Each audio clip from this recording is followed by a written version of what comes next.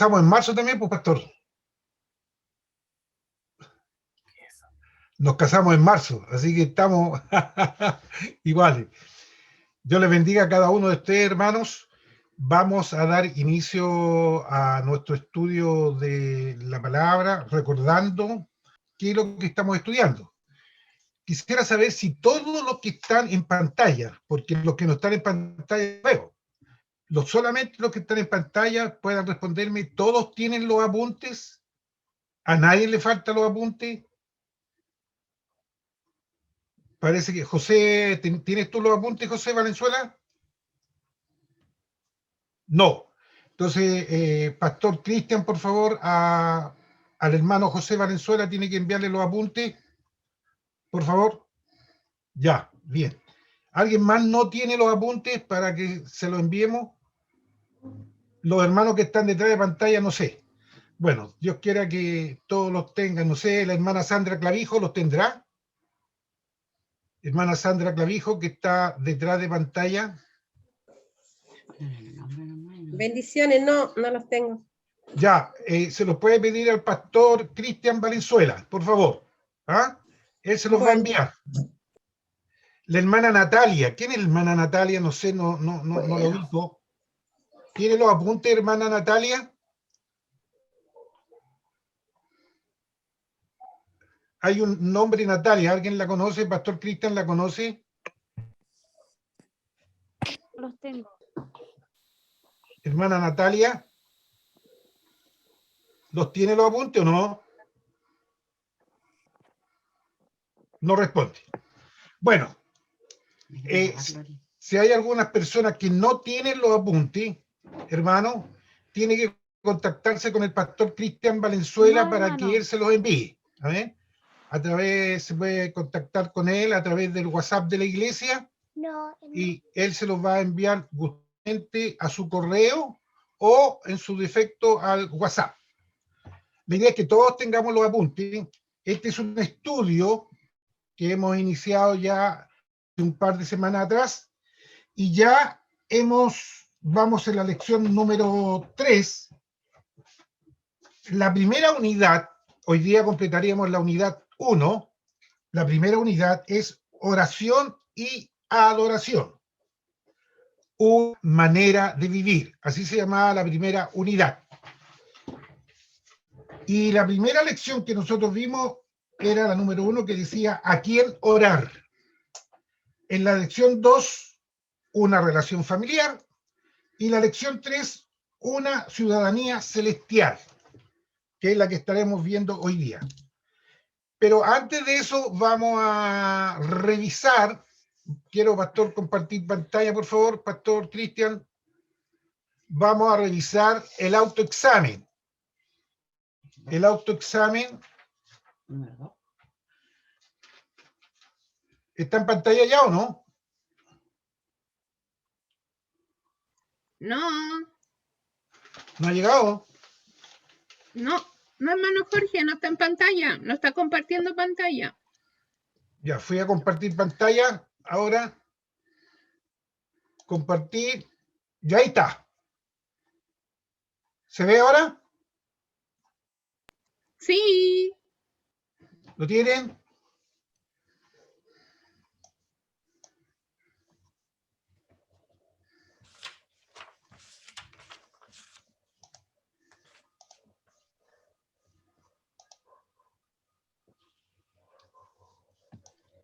Ya.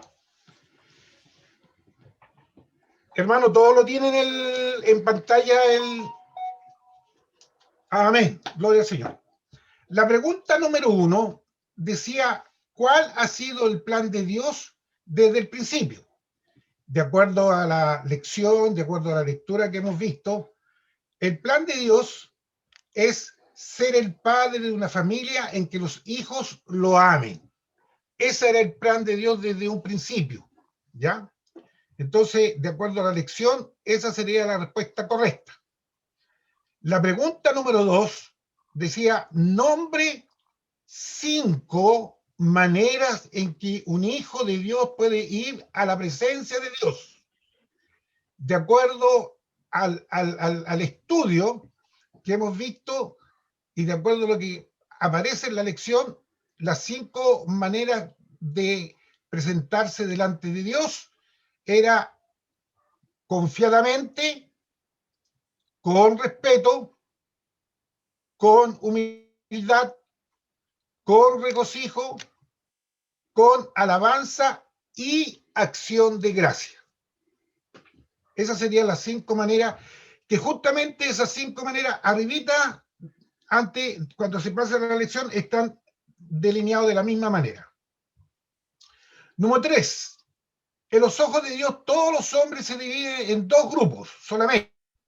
¿Cuáles son? Los que son hijos de Dios y los que no son hijos de Dios. Bien categórico. Sí somos hijos de Dios o no son hijos de Dios. Aquí no hay medio gallo aquí. O somos o no somos. Está establecido, ¿no es cierto?, claramente de acuerdo a lo que hemos estudiado. Número 4. Nombre 3 maneras en que el Espíritu Santo nos ayuda en la oración. Nos ayuda a orar como hijo. Intercede por nosotros. Habla en lengua por medio de nosotros para edificarnos. Recuérdese que el hablar en lengua es para edificación de nuestro propio espíritu, ¿no es cierto? Y el Espíritu Santo nos ayuda a orar como conviene, a pedir como conviene, no conforme a nuestros propios intereses. Entonces, la respuesta correcta es: nos ayuda a orar como hijo, intercede por nosotros, habla en lengua por medio de nosotros para edificarnos. Después, la número 5 sería de opción múltiple. Cuando 2 Corintios 5:16 dice que no debemos conocer a nadie según la carne, esto es, que no debemos pensar de nadie según que sea en este mundo. Quiere decir que, letra A, debemos aceptar a todos los hombres como iguales. Letra B, debemos tratar de quitar las diferencias que dividen a los hombres. Letra C, debemos aceptar a los creyentes como hermanos a pesar de nuestras diferencias. Entonces, la correcta es la letra C. Debemos aceptar a los creyentes como hermanos a pesar de nuestras diferencias. Número 6. ¿Verdadero o falso? Diga, haga un círculo alrededor de la letra correspondiente a cada declaración verdadera. Letra A, somos salvos porque oramos. Falso. Letra B, oramos porque somos salvos. Verdadero. Letra C, podemos adorar a Dios mientras caminamos. Verdadero. Y letra D, podemos adorar a Dios mientras cantamos. Verdadero. Entonces, las 3 últimas son verdaderas. La B, la C y la D. La letra A es falsa. Número 7. Opciones alternativas. Ponga la letra O delante de la palabra que describe mejor la oración y la letra A delante de la que describe mejor la adoración. La letra A decía pedir, corresponde a oración. La letra B decía gloria, corresponde a adoración. La letra C, alabanza, corresponde a adoración. La D, súplica, corresponde a oración. La letra E, honra, corresponde a adoración. La letra F, arrepentirse, oración. La letra G, buscar, oración. La letra H, dar gracias, esto es oración y también adoración. La letra I, exaltar, adoración. Y la letra J, clamor, oración. Y esa es la corrección del autoexamen número 2. Hermanos,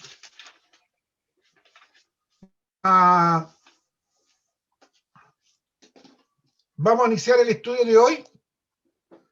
También quiero compartir pantalla. No sé si se ve, hermanos, la lección número 2, la lección, perdón, número 3. ¿La ven en pantalla o no? Por lo menos levanten el dedito. Sí, hermano Jorge, agrande más el Word porque se ve muy chiquitito. Lo agrando. Gracias. Sí, al lado de la X está el cuadrito del medio. A ese Ah, agrande. ya, perfecto. Sí, sí, sí.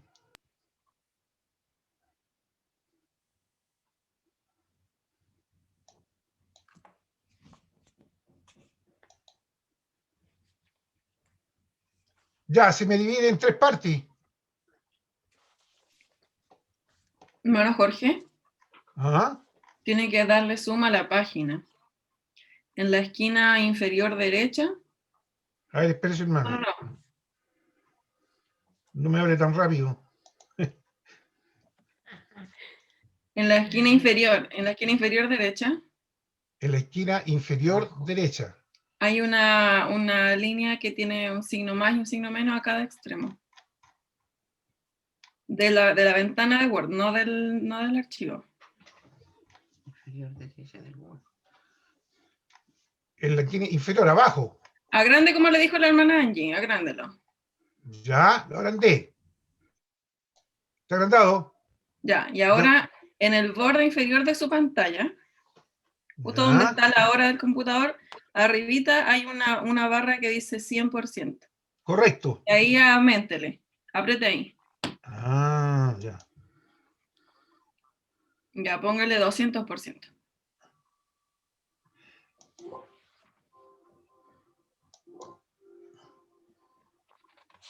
No, en la ventana que le sale en el centro de la pantalla tiene que poner aceptar primero. En el centro de la pantalla. Al centro. ¿Usted ve una pantalla que le dice zoom? ¿Una ventanita adentro? Sí, zoom. ¿Qué me pone a aceptar?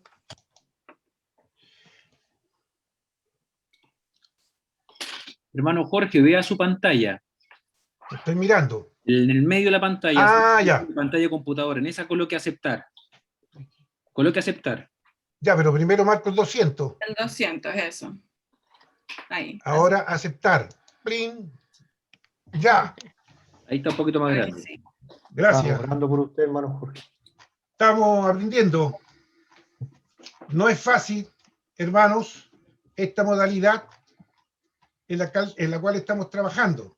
Pero gloria a Dios, porque, hermanos, Dios nos permite que a través de esto nos podemos contactar y podemos, hermanos, estudiar la palabra del Señor.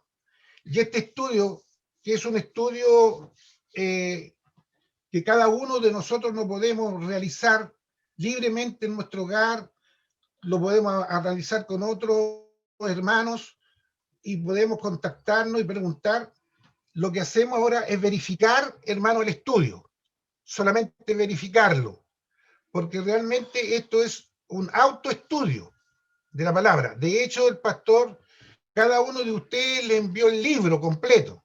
Entonces, los que tienen el material tienen todo el libro.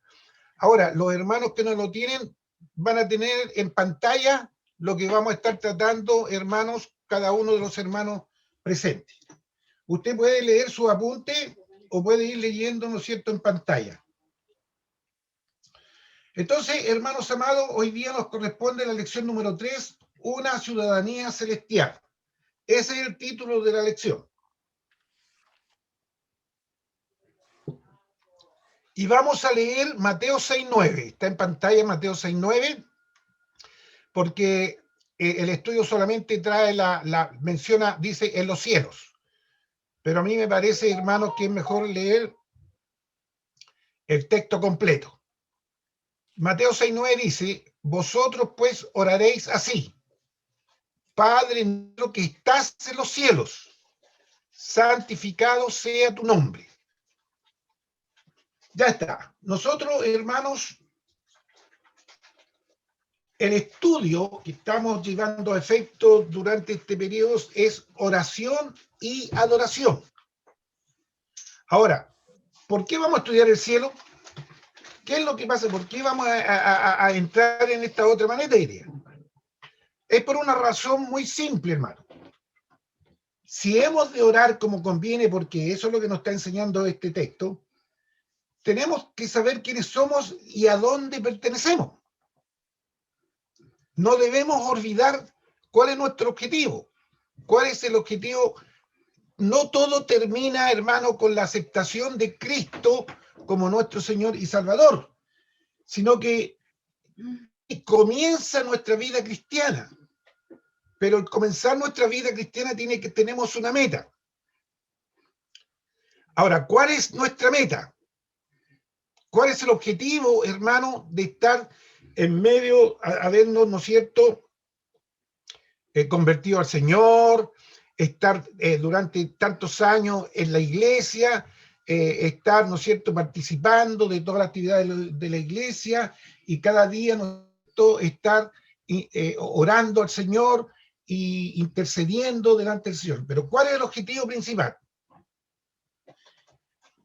Entonces debemos recordar que nuestro objetivo, nuestra meta, está en los cielos. Allí donde está nuestro Señor, nuestro Salvador, allí donde está Dios, ¿no es cierto?, donde está Cristo a la diestra de Dios Padre. Allí está nuestra meta, allí tenemos que llegar. Por eso que hoy día vamos acerca del cielo. Entonces tenemos que hablar de las cosas que a ambos nos interesan. Es difícil que a un hombre que no sabe nada de agricultura le guste conversar con alguien que solamente habla de este tema. Bueno, no todos los que hablan del cielo van a ir allá. Eso es verdad. No todo aquel que me dice Señor, Señor, entrará en el reino de los cielos, dice la palabra. Esto es cierto.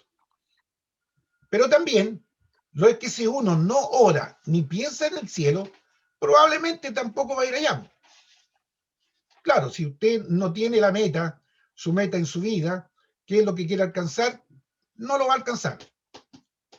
Ahora, si el cielo es un hermoso lugar que existe tan solo en nuestra mente y no una gloriosa realidad, el referirnos a él cuando oramos sería totalmente inútil. No basta con creer que una cosa existe. O es o no es. El cielo es un lugar real y los hijos de Dios van a ir allá. ¿Por qué pues no referirnos a él cuando oramos? Bendito sea el Señor, hermano. Bienvenido sea el reino de los cielos. Aleluya. Entonces, hermanos, vamos inmediatamente con esa introducción. Pasamos a revisar inmediatamente el desarrollo de la lección. El desarrollo de la lección, todo lo anterior que está de esto, que lo tiene en su apunte, hermano, es para que cada uno lo analice. Pero el desarrollo de la lección, nuestro primer gran título dice nuestro corazón y nuestro hogar. ¿Cuál es el objetivo? Describe las cosas que identifican a un ciudadano del cielo mientras está aquí en la tierra. Nuestras oraciones y nuestra adoración. ¿Cómo van a ser delante de Dios? Hay oraciones que son aceptables y otras que no son aceptables. Para que nuestras oraciones sean aceptables solo si nuestros bienes y nuestro hogar están en los cielos. O sea, cuando nosotros tenemos bien claro que nuestra meta está en los cielos, entonces realmente nuestras oraciones y nuestra adoración a Dios van a ser aceptables a Dios. La creencia en una vida en el cielo después de la muerte es una de las cosas que hacen que los creyentes sean diferentes de otras personas de este mundo. La fe en lo invisible y futuro separa al creyente del incrédulo, al hombre que ora del que no ora. Entonces ahí hay una gran diferencia entre el hombre que ora y el hombre que no ora, el hombre que cree y el hombre que no cree.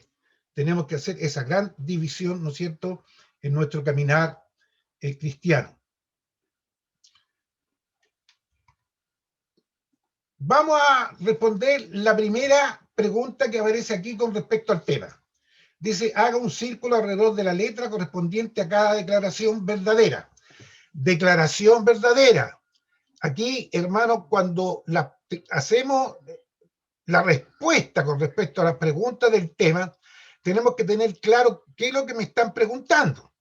Entonces, aquí hay tres respuestas con respecto, tres declaraciones.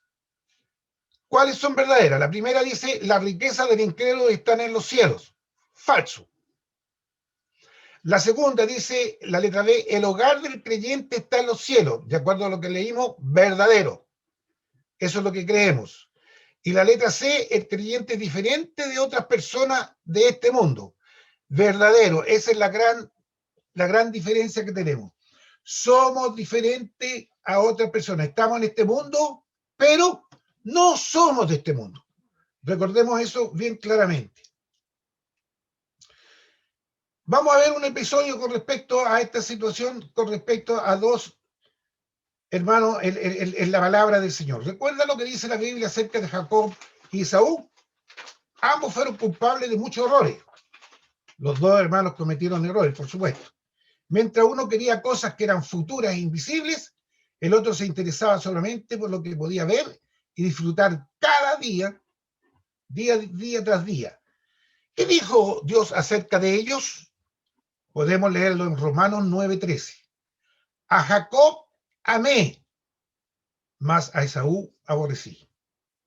La diferencia entre los hijos de Dios y los hijos del diablo consiste en el lugar de sus bienes. Mateo 6:21 dice, porque donde esté vuestro tesoro, allí estará también vuestro corazón. Ahí tenemos para diferenciar entre dónde está, ¿no es cierto?, los tesoros del hombre. Si están en las cosas materiales, las cosas tangibles, las cosas que se ven, si allí está, ahí también está puesto su corazón. En cambio, los que pensamos, ¿no es cierto?, que nuestro tesoro está en el reino de Dios y su justicia, nuestro corazón, hermanos, solamente estará puesto en las cosas de Dios. La gente ora por las cosas que le son más importantes. Los primeros creyentes de la iglesia eran pobres, pero no desdichados. Sufrían, pero no se quejaban. El cielo le era muy real. Era el lugar donde estaba su padre. Por lo tanto, era su hogar. No le importaba nada de lo que es este mundo. Sus oraciones eran para pedir fortaleza. Note bien esto, hermano. ¿Cuáles eran las oraciones de los primeros creyentes, hermano? De los primeros cristianos en la iglesia. ¿A qué se dedicaba su oración? Pedían fortaleza, pedían paciencia, pedían fidelidad y amor para perdonar a su enemigo. Recordemos, hermanos, que la iglesia en los primeros tiempos, hermanos amados, fue perseguida y allí hubo una gran situación donde querían exterminar los cristianos, hermanos, a esta secta de los cristianos, porque así lo llamaban. Pero sin embargo, los hermanos, ¿qué hacían? Pedían amor para perdonar a sus enemigos, aún hasta los que los llevaban al circo romano, o los que los llevaban, ¿no es cierto?, a morir en la hoguera. Ellos pedían perdón, Señor, perdónale a ellos, porque realmente, así como dijo Jesús, no saben lo que hacen. Si eran librados del peligro y persecución, se regocijaban. Si no, encaraban la muerte sin ningún temor. ¿Por qué? Porque tenían seguridad para donde iban. Ellos creían en el cielo. Realmente estaban seguros de que si morían en Cristo, iban a ir al cielo. Sus perseguidores podían destruir sus cuerpos, pero no sus almas. Los creyentes sabían que cuando morían, se iban a su hogar. Por lo tanto, esperaban a estar en casa de su padre. Había una alabanza muy hermosa de nuestro hermano, un himno que cantaba, más allá del sol. Yo tengo un hogar más allá del sol. ¿Te acuerdas, Ricardo? Era una alabanza muy, muy hermosa. Y esa es una verdad. Más allá del sol, yo tengo un hogar, feliz hogar, gran hogar. Número 2. ¿Para qué oraban los primeros creyentes de la iglesia cuando estaban en dificultad? Entonces la respuesta, de acuerdo a lo que habíamos visto, para pedir fortaleza, paciencia, fidelidad y amor para perdonar a sus enemigos. Ciudadanos del cielo. Generalmente podemos decir de que parte del país es un hombre. Si lo oímos hablar, claro, hoy día que tenemos, ¿no es cierto?, toda esta afluencia grande de otros países en nuestro medio, uno anda en la calle o en cualquier lugar que ande, va a reconocer, ¿no es cierto?, a las personas que son los haitianos, los venezolanos, los colombianos, los peruanos, los bolivianos, los reconocemos por el lenguaje, lo reconocemos, ¿no es cierto?, por cómo hablan, porque son diferentes cuando lo oímos hablar. El lugar en que vivimos tiene mucho que ver con nuestros actos, con la manera en que hacemos las cosas.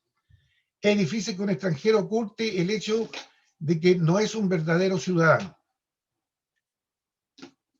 Así también usted puede reconocer prontamente un ciudadano del cielo. Su manera de hablar revela quién es. Puede hablar de las cosas de este mundo, pero si usted espera un poquito, pronto estará hablando de Jesús y de su hogar. Su manera de hablar no será grosera ni ruda. Será tardo para airarse. Sus palabras revelarán a una persona veraz y cariñosa. Hermano, ¿cuántas veces hemos ido en el bus y detrás de nosotros va una pareja y de repente empezamos inconscientemente a escuchar de sus conversaciones? Y cuando llegamos, ¿no es cierto?, a escuchar, me parece que esta conversación, hasta el timbre de voz, nos parece familiar. Y de repente cuando empiezan a hablar de las cosas de Dios, de las cosas espirituales, entonces estos son hermanos cristianos. Podemos identificarlos por el lenguaje. Podemos identificarlos cuando conversamos con una persona, e incluso hasta algunos, el sonsonete, a los cristianos el sonsonete es familiar. Vamos queriendo una forma distinta y allí, hermano, nosotros vamos identificando a las personas. Pregunta número 3. Haga un círculo a la letra correspondiente a la terminación que completa mejor la siguiente oración. Usted puede reconocer a un ciudadano del cielo por, letra A, el hecho de que dice que es cristiano. Eso podríamos decir que es falso. Letra B, su manera de hablar y su conducta. Verdadero. Las enseñanzas de la iglesia a la que asiste. Falso. Porque puede asistir a una iglesia que no es cristiana, hermano, y esas enseñanzas no van conforme a la palabra de Dios. Entonces usted puede conocer a un ciudadano del cielo por su manera de orar. El extranjero ora a sus dioses. Cuando hablamos aquí de extranjeros, estamos hablando de los no creyentes. Ora a sus dioses. Pero sus oraciones son sin esperanza. Los extranjeros oran con miedo. Los ciudadanos del cielo con gozo. Cuidado, hermanos, no equivocarse cuando hablamos de extranjeros, pensar que los haitianos, los peruanos, los colombianos, todos los de otras naciones, no estamos refiriendo a eso. No, hermano. Aquí la expresión se refiere a los no creyentes. Ellos oran sin esperanza o piden sin esperanza. Oran con miedo. En cambio, los ciudadanos del cielo oramos con gozo, con alegría, esperando la respuesta. Sabemos que Jesús está vivo y que nos oye, aun cuando no puede verlo. Saben con certeza que Él está allí y que le contestará. Hermano, cuando pedimos, nosotros pedimos la oración, cuando estamos en oración, pedimos con fe. Fe, ¿no es cierto? Aunque no vemos nada, pero creemos que va el Señor a responder. Como decía el testimonio de nuestra hermana Angie. Ellos, ¿no es cierto?, pidieron con fe que el Señor les diera una respuesta con respecto a ese lugar. A ese lugar. Y la respuesta fue categórica. No hay que ni siquiera dudarlo. Ellos no pueden dudarlo, nuestra hermana Angie y nuestra hermana Bertina no podían dudar, porque la respuesta fue isofacta, fue inmediata. Dios les dio inmediatamente la respuesta. Así, hermano, es con nosotros el Señor. Y así son los testimonios para edificación del cuerpo de Cristo. El testimonio que daba mi hermano Héctor, también un testimonio de fe, ¿no es cierto? Él oró con fe, creyendo que el Señor le respondería. Y él hoy día testifica que Dios le respondió. Entonces, esa es nuestra fe. Creer que lo que no tenemos lo vamos a conseguir mediante, ¿no es cierto?, la perfecta voluntad de Dios. Usted puede conocer a un ciudadano del cielo por su casa terrenal. En ella no encuentra odio ni envidia. No hay libros ni revistas que contengan historias sucias o cuadros obscenos. Allí usted oye orar y adorar a Dios y cantar alabanzas a Él. Es un lugar lleno de... En la casa del creyente puede haber un trocito del cielo. ¿Cuántas veces, hermanos, cuando teníamos libertad para ir a la casa de nuestros hermanos y llegábamos a una casa de un hermano y realmente sentíamos, ¿no es cierto?, algo distinto, diferente, algo que había en el ambiente, y nuestra conversación giraba en torno a la palabra de Dios, en torno al trabajo en la obra de Dios, en torno, hermano, a las cosas divinas. Hermano, entonces realmente podemos decir que en la casa del creyente, el hogar cristiano, hermano, se respira un aire diferente, distinto. ¿Cuántas veces a usted las personas que no son cristianas y que van a su casa, que iban a su casa y le decían, oh, aquí que es distinto, hay algo distinto, hay algo diferente, ¿qué será? ¿Por qué nos sentimos paz, sentimos algo distinto? Ustedes son diferentes. La verdad, la cosa es un trocito del cielo que está allí, ¿no es cierto?, en nuestro hogar. Número 4. ¿Cuáles son las características del hogar de un creyente? Las mencionamos ya, pero hacemos mención. Odio ni envidia, sino canto, oración, adoración, paz y felicidad. Extranjeros y peregrinos. Los hijos de Dios están en el mundo, pero no participan de sus cosas malas. Son como un bote en el agua. Todo está bien mientras el agua no entre en el bote. Los hijos de Dios son extranjeros en este mundo. Estamos en este mundo, pero no somos de este mundo. Recuerde eso siempre. Viven y trabajan aquí, pero no pertenecen a este lugar. Son de otro país. Nuestra patria es una patria celestial, que no es de este mundo, es distinta. No piensan como los ciudadanos de este mundo, no estiman las mismas cosas que ellos. Al contrario, sus intereses están en las cosas de arriba y no en las de la tierra. Número 5. ¿Por qué se les puede llamar peregrinos a los de Dios? Somos peregrinos porque estamos de paso en esta tierra. Y la respuesta correcta es porque en realidad son ciudadanos del cielo y están de paso por la tierra, solo por un corto tiempo. Aleluya. La verdad, hermano, que debemos tener claro, hermano, que nuestra patria celestial, ¿no es cierto?, es lo que nosotros queremos alcanzar. Aquí tenemos dos ejemplos bien claros, el de Abraham y el de Moisés. Así fue con Abraham. Él vivía en una tienda, pero no la consideraba su casa. Abraham buscaba una ciudad cuyo arquitecto y constructor es Dios.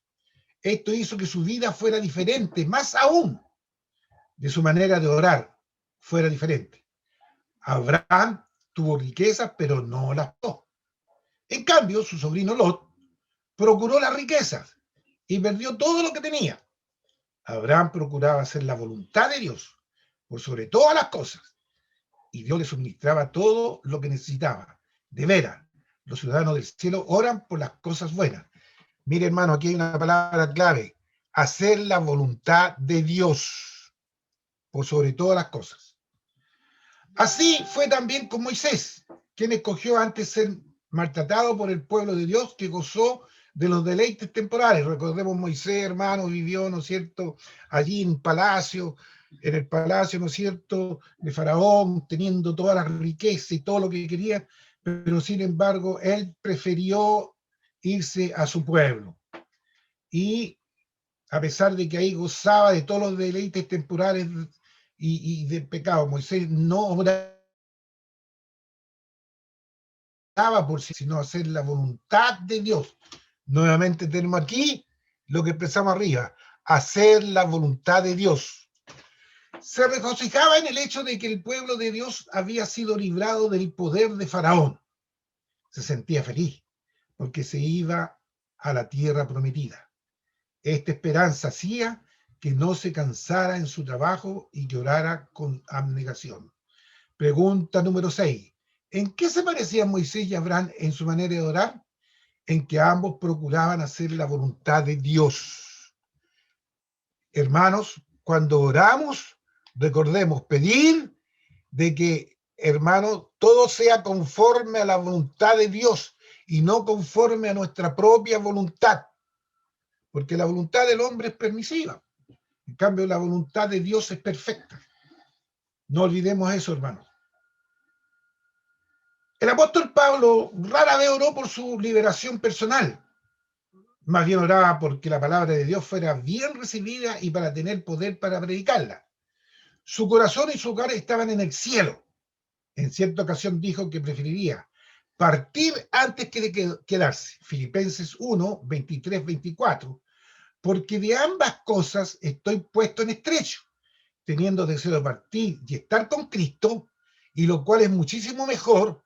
Cuando habla de muchísimo mejor se refiere al estar con Cristo. Pero quedar en la carne es más necesario por causa de vosotros. Claro, él se jugaba, ¿no es cierto?, de querer irse delante del Señor, ir a gozarse en la patria celestial, pero también entendía que Dios lo tenía con un propósito, le había dado una misión, y él no se podía ir antes de cumplirla.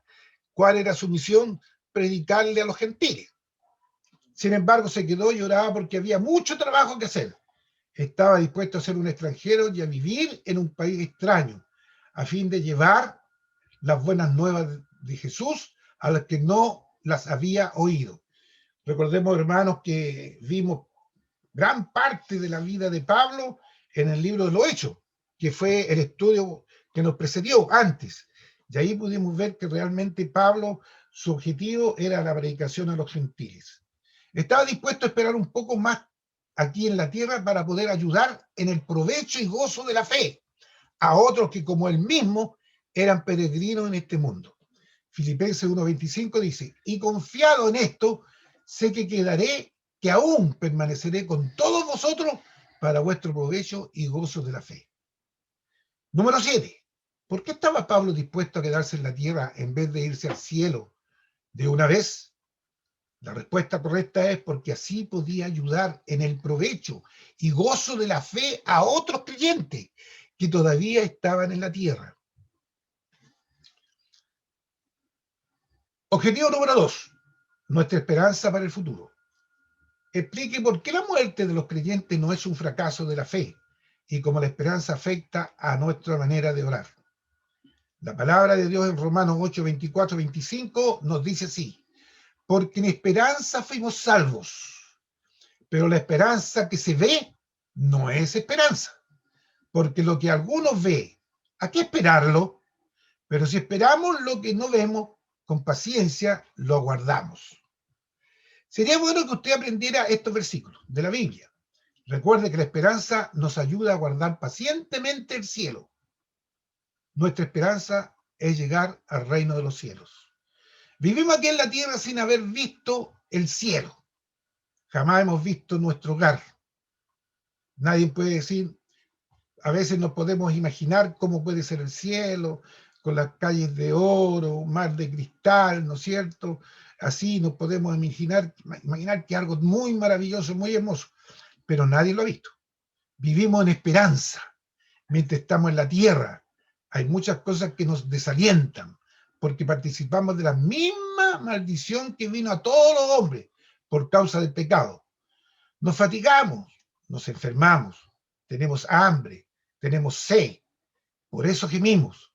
El pecador también gime, porque sufre igual que nosotros, pero nuestro gemir y el del pecador son diferentes, son distintos, hay una diferencia. El pecador gime sin esperanza, el creyente gime con esperanza. Sabemos que un día dejaremos este mundo y nos iremos al cielo. La esperanza hace posible la paciencia. El pecador no tiene esperanza, porque después del sufrimiento de esta vida se enfrentará a un sufrimiento aún mayor. Lamentablemente, hermano, la palabra del Señor es bien categórica. Tenemos un cielo, ¿no es cierto?, que alcanzar, tenemos un cielo, ¿no es cierto?, al cual estamos llamados a hermanos, a luchar para alcanzarlo, hermano, por fe, con esperanza. En cambio, los que no tienen a Cristo en sus vidas, en su corazón, lamentablemente, tienen un lugar que ni siquiera, hermano, nos gusta mencionarlo, que es el infierno. Número 8. ¿En qué sentido el sufrimiento del creyente bajo la maldición es diferente del sufrimiento del incrédulo? En que el creyente gime con esperanza, mientras que el incrédulo no tiene ninguna esperanza. Que nos quede claro, hermano, entonces. Aleluya. Los creyentes tenemos otra esperanza. Oramos porque el regreso de Cristo ocurra antes de nuestra muerte. Maranata decimos, ¿no es cierto? Cristo viene. Si Cristo viene antes de que nos muramos, iremos al cielo con Él, sin tener que morir. ¿No sería maravilloso eso? El regreso de Cristo era algo por lo cual oraban los primeros creyentes. El regreso de Cristo es algo por lo cual debemos orar nosotros también hoy y algo que asimismo debemos esperar. Estos temas, hermanos, los hemos visto ampliamente en la escuela bíblica dominical el día domingo. Hermanos, estamos viendo los tiempos finales, los últimos tiempos, y allí hemos visto los grandes temas con respecto, ¿no es cierto?, a estos acontecimientos, si Cristo, cuando Cristo venga a buscar, ¿no es cierto?, venga al arrebatamiento. El cielo no es una fantasía. Nuestra oración y nuestra esperanza no significarán nada si el cielo es tan solo un sueño, una idea de nuestra mente. El cielo es un lugar real. Dios, nuestro Padre, está en el cielo. Por eso es que cuando leí, Padre nuestro que estás en el cielo, Padre nuestro que estás en los cielos, hermano, Él está allí. Y Cristo está a la diestra de Dios Padre. ¿Qué está haciendo Cristo a la diestra de Dios Padre? Intercediendo por nosotros. Ahí está el papel que está jugando Cristo hoy en día allí en los cielos. Pablo dijo que fue llevado al tercer cielo. 2 Corintios 12:2. Conozco un hombre en Cristo que hace 14 años. Sin el cuerpo, no lo sé. Si fuera del cuerpo, no lo sé. Dios lo sabe. Fue arrebatado hasta el tercer cielo. Estas son palabras, ¿no es cierto?, del apóstol Pablo. Con estas palabras se estaba refiriendo al cielo donde está Dios. En el primer cielo están, ¿no es cierto?, las nubes, están las aves, están los aviones que pasan por aquí de repente, ¿no es cierto?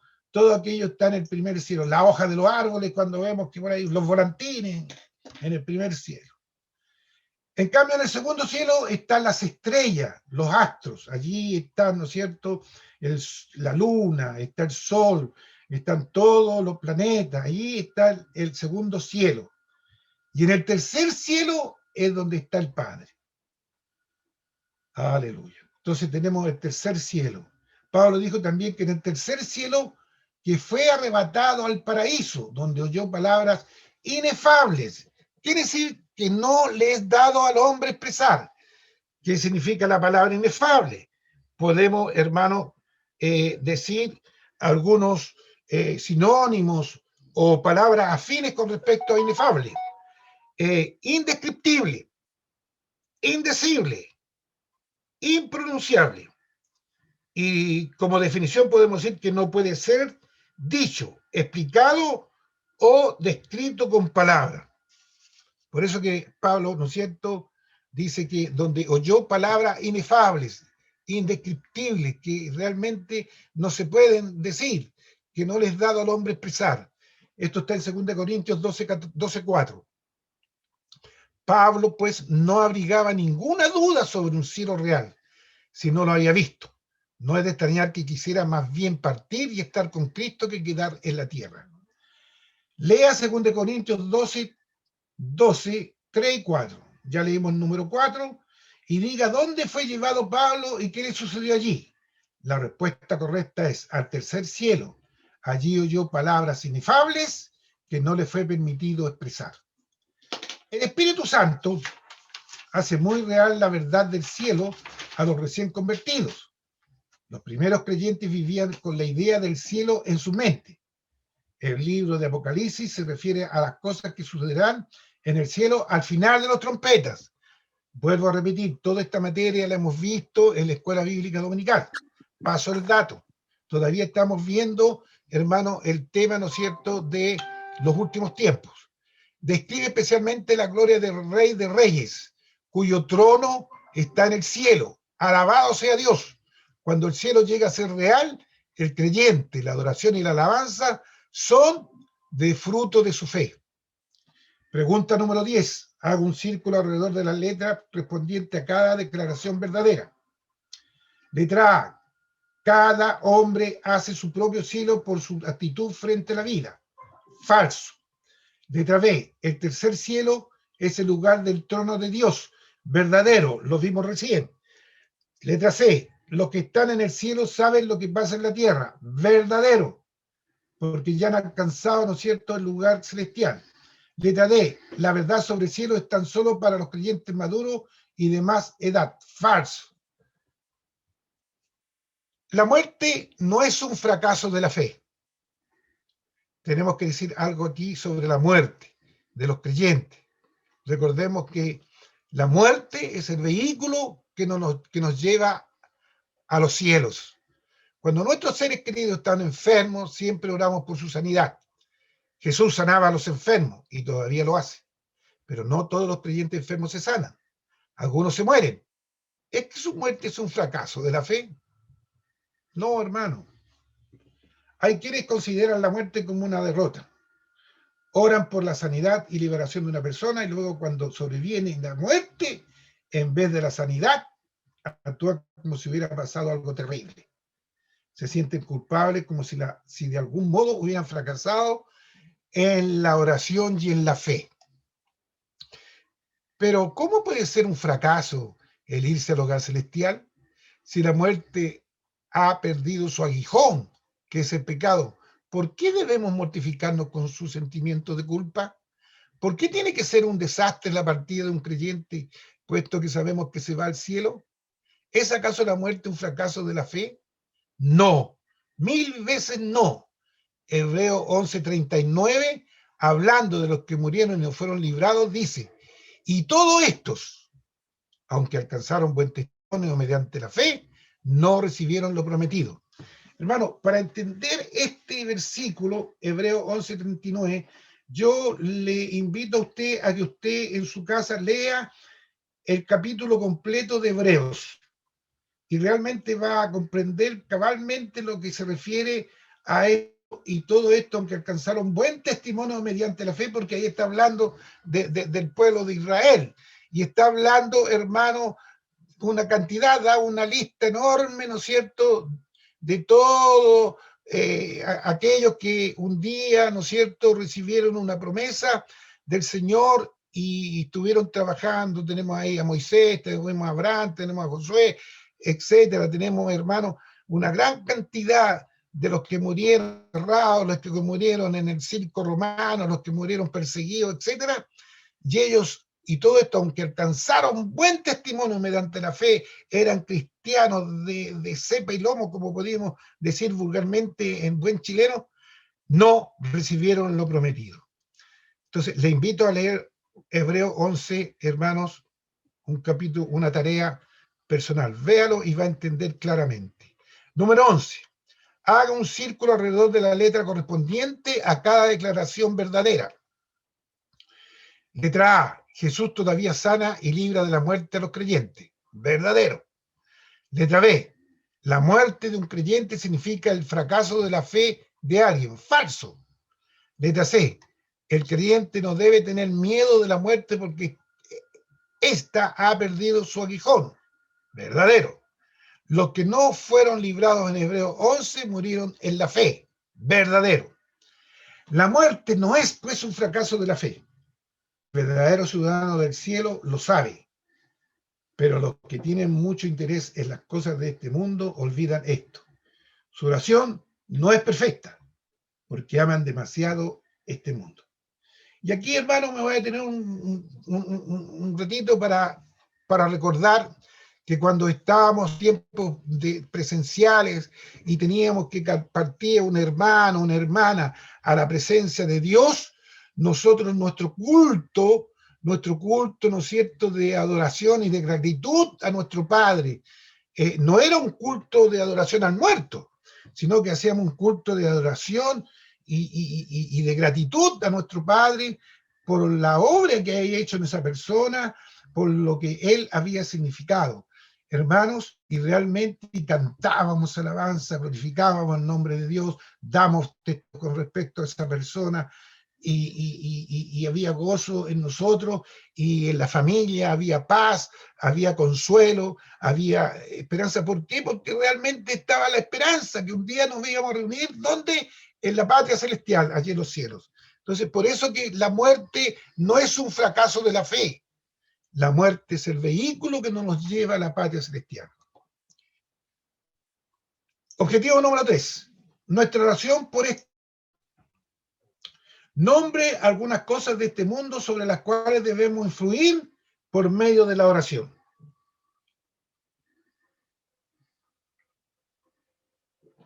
El mundo no es eterno, sino que se acabará. ¿Debemos orar por él? ¿Debemos tratar de mejorarlo? La Biblia nos dice que debemos orar por nuestros guías espirituales. 1 Tesalonicenses 5:25 dice, hermanos, orad por nosotros. Después en Hebreos 13:18 dice la palabra, orad por nosotros, pues confiamos en que tenemos buena conciencia, deseando conducirnos bien en todo. Por los que nos gobiernan. Debemos orar por los que nos gobiernan. Exhorto, dice la palabra del Señor, ante todo, a que se hagan rogativas, oraciones, peticiones y acciones de gracia por todos los hombres, por los reyes, por todos los que están en eminencia, para que vivamos quieta y reposadamente en toda piedad y honestidad. 1 Timoteo 2:1-2. Por eso, hermanos, que nosotros en nuestras oraciones incluimos, hermanos, a los gobernantes, al presidente de la República, a sus ministros, porque la palabra nos está pidiendo, nos dice, nos mandata a que debemos hacer rogativas y oraciones y acciones de gracia por los hombres, por los reyes. Cuando habla de reyes está hablando de los gobernantes y por todos los que están en eminencia, por aquellos que están en autoridad. Recordemos que no hay ninguna autoridad que no haya sido impuesta de parte de Dios. Entonces, hermano, el cumplimiento de nuestra palabra es, hermano, que tengamos siempre presente aquello, por nuestros gobernantes, por aquellos que están en eminencia. También nos dice que debemos amar a nuestros enemigos, llorar por los que nos persiguen. Esta parte nos cuesta, amar a nuestros enemigos, pero es un mandato, tenemos que aprender en el Señor. La palabra en Mateo 5:44 dice, pero yo os digo, amad a vuestros enemigos, bendecid a los que os maldicen, haced bien a los que aborrecen, y orad por los que ultrajan y os persiguen. Mire, hermano, el mandato, realmente esto es una prueba grande, ¿no es cierto?, para nosotros. Amar a nuestros enemigos, bendecir a los que nos maldicen, haced bien a los que aborrecen y orad por los que ultrajan y nos persiguen. Mateo 5:44. Así pues, la respuesta es sí, debemos orar por este mundo. No solo debemos interesarnos en que los hombres vivan en un mundo mejor, sino también debemos procurar hacer que este mundo sea un lugar mejor para vivir como seguidores de Cristo. Esto es parte de nuestro trabajo. En la medida, hermano, que alcancemos gente para el Señor, hombres para el Señor, mujeres para el Señor, familias para el Señor, hermano, este mundo va a ser mucho mejor. Cuando hay poco interés en lo terrenal, los ciudadanos del cielo deben ser buenos ciudadanos aquí en la tierra. En realidad, debieran ser los mejores ciudadanos del mundo. Los ciudadanos del cielo creen en el respeto a los gobernantes y en la obediencia a las leyes. Deben pagar sus impuestos. Esto, hermano, deben pagar sus impuestos. No se olvide de pedir la boleta, porque cuando usted pide la boleta, está pagando su impuesto.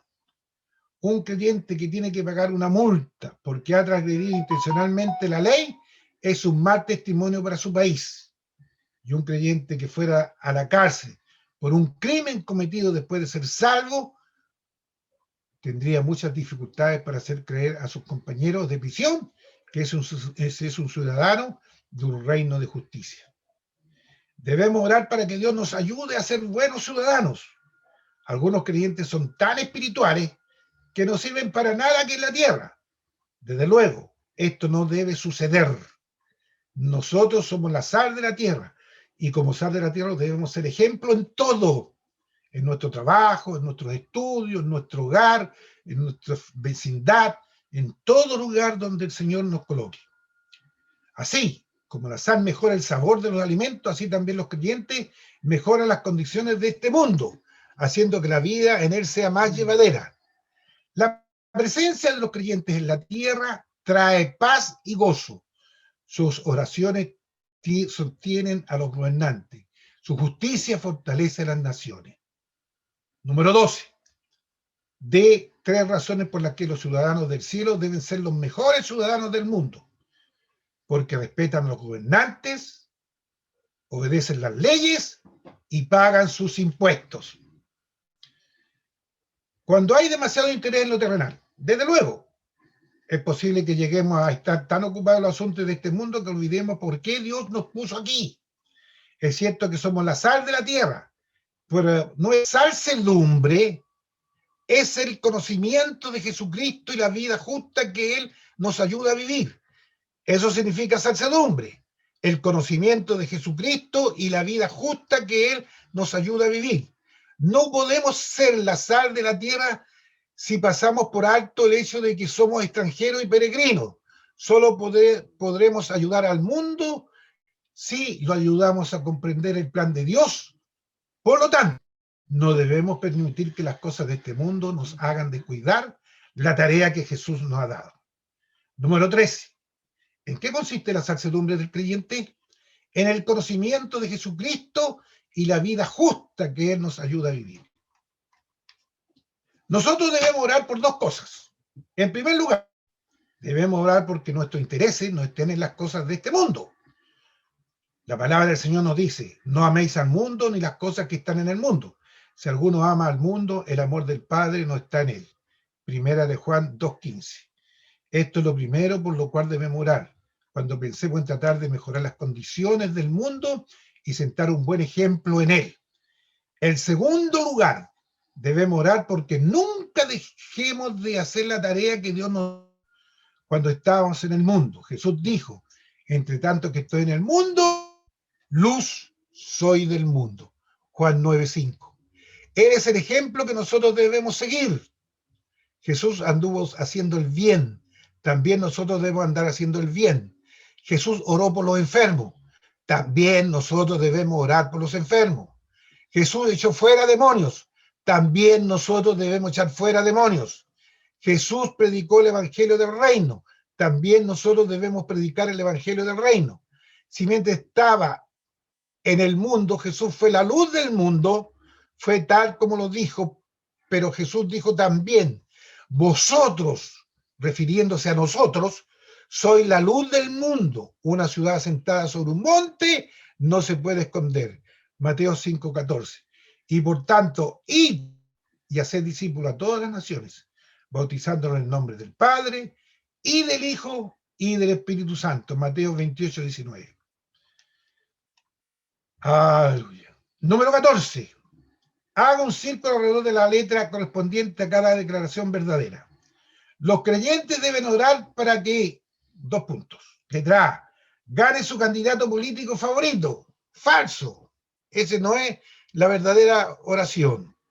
B, su amor no sea llevado a las cosas del mundo. Verdadero. Letra C, tenga lo que tiene su vecino. Falso. Letra D, no dejen nunca de hacer la tarea que Dios les dio, verdadero. Así que mientras somos extranjeros en este mundo, tenemos una gran tarea que hacer. Esta puede causarnos sufrimiento y dolor, pero también le causó sufrimiento y dolor a Jesús cuando moría en la cruz. Jesús se refirió a su obra en la tierra y dijo, consumado es, allí en la cruz, ¿no es cierto? Él clamó y dijo, consumado, esto es, todo está cumplido. Luego se fue al cielo, a su hogar celestial. Nosotros también tenemos una tarea que cumplir. Cuando la terminemos, podemos regocijarnos como Jesús y decir también, cumplido está, he acabado la tarea. Entonces también como Jesús, podremos irnos a nuestro hogar celestial. Qué gran día va a ser este, cuando todos lleguemos al cielo. Gloria al Señor. Damos gracias, Señor. Hermano, aleluya. Vamos a dejar de compartir la pantalla.